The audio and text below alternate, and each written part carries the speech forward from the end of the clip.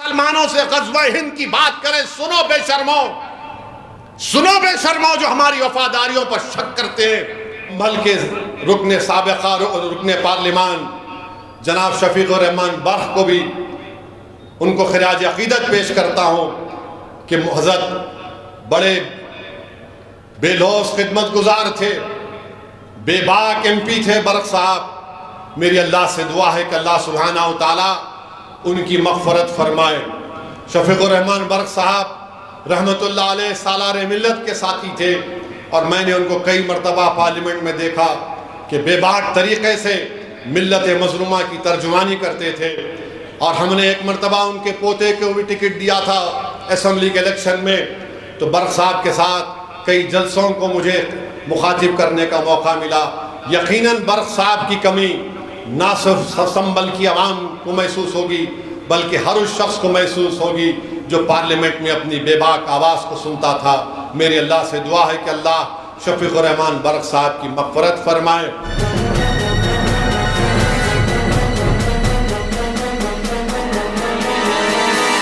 Media voice, आपकी आवाज़। भारत की आज़ादी की जंग में पहला काला पानी की सजा काटने वाला हैदराबादी था। ग़ज़वा हिंद की बात पूछने वालों बेईमानों, फज़ल हक़ कैराबादी कौन था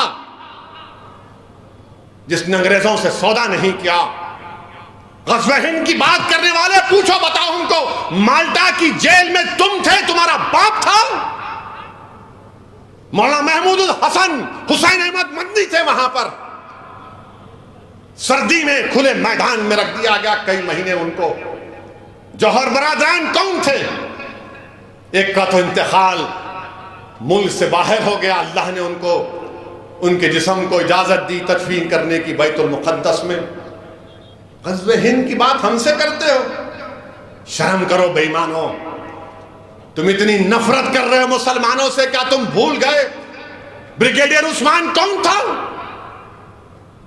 कौन था ब्रिगेडियर उस्मान जो पाकिस्तान के खिलाफ लड़के अपनी जान की शहादत दे दिया?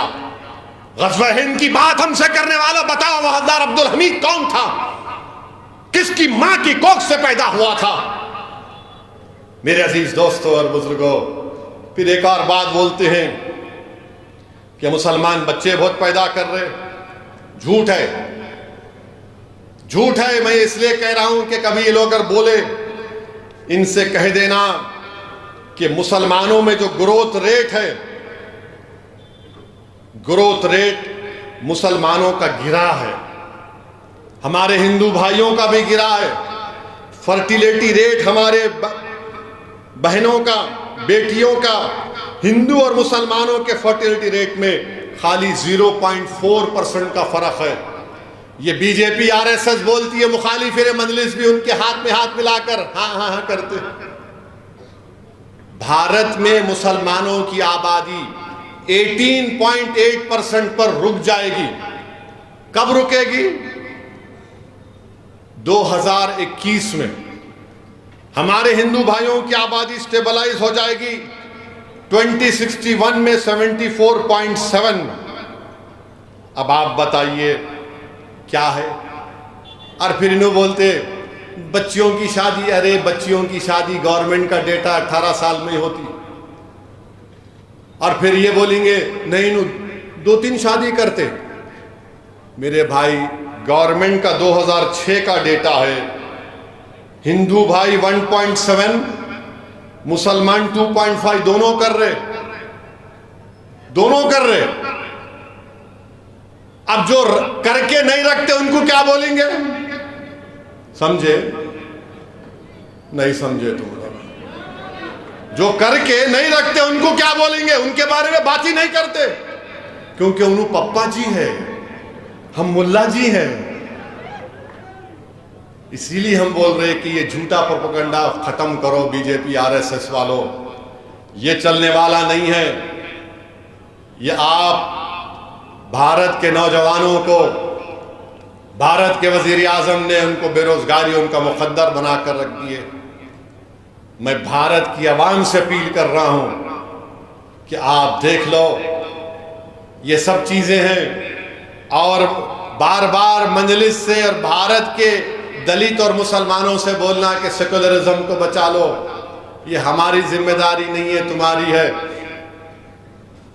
अब इलेक्शन आएगा, अब शुरू हो गया, नहीं वहां नको लड़ो ना आप असद भाई, वहां मत जाइए आप, वहां मत लड़िए आप, वहां मत लड़िए आप। तो क्या करना, मैं क्या करूं मैं? तुम कर रहे ना सियासत 60-70 साल से, क्या हासिल किए बोलो? तुम जिस पार्टी का सपोर्ट किया उसने क्या किया बताओ मेरे को। असदुद्दीन ओवैसी के जाने से ऐसा होता। हिमाचल प्रदेश क्या मैं उड़ के गया था? हिमाचल प्रदेश में कांग्रेस और बीजेपी में 12 एमएलए का फर्क था, गायब। अब किसको बोलेंगे वहां पर? उत्तर प्रदेश में समाजवादी पार्टी के 6 एमएलए कूद गए बीजेपी में। क्यों कूदे? क्योंकि बीजेपी ने एक आला जात अपर कास्ट के हिंदू को टिकट दिया राज्यसभा का। तो सब बोले ठाकुर है, पंडित है, चले जाएंगे। और हम लड़ रहे हैं तमाम के लिए। मैं फिरका परस, वो करेंगे कुछ नहीं। तो कौन बोलेगा उनको बी टीम? महाराष्ट्र में उलट पलट हो गई। ये नांदेड़ के अशोक राव बीजेपी में चले गए, सन्नाटा है, मुंह पे कोई आवाज नहीं आती। अब हल्लू शुरू हो गया खामोशी से। असद साहब क्या होने वाला है 24 में? मैं उन लोगों से कह रहा हूं, अल्लाह आपको दिमाग दिया, आप देख नहीं रहे क्या होगा? आपको नजर नहीं आ रहा नविश्ते दीवार? क्यों बेवकूफ बनते हो? क्यों अपने आंखों पर पर्दा डालकर बैठे हो? होश के नाखून लो, देखो तुम्हारी बर्बादी के मंसूबे बनाए जा रहे हैं। तुम्हें सफ़े हस्ती से मिटाने की कोशिशें की जाएंगी, तुम्हारी शनाख्त को छीन लिया जाएगा, तुम्हारे बरसों के इत्तेहाद को तारा तारा कर दिया जाएगा, तुमको मजहब से दूर कर दिया जाएगा। तुमको नहीं नजर आ रहा ये? तो क्या नजर आ रहा है तुमको बताओ? अरे कभी अपने आप को तो मजबूत करो, कभी अपने आप को तो वोट डालो। यही तो मैं कह रहा हूं, अपने आप को वोट डालो। अख्तर अली मान अगर किशनगंज से एमपी बनेगा तो किसका फायदा होगा? इम्तियाज जलील इंशाअल्लाह दोबारा एमपी बनेगा तो किसका फायदा होगा बताओ? असदुद्दीन ओवैसी दोबारा अगर हैदराबाद का एमपी बनेगा तो मेरा फायदा होगा?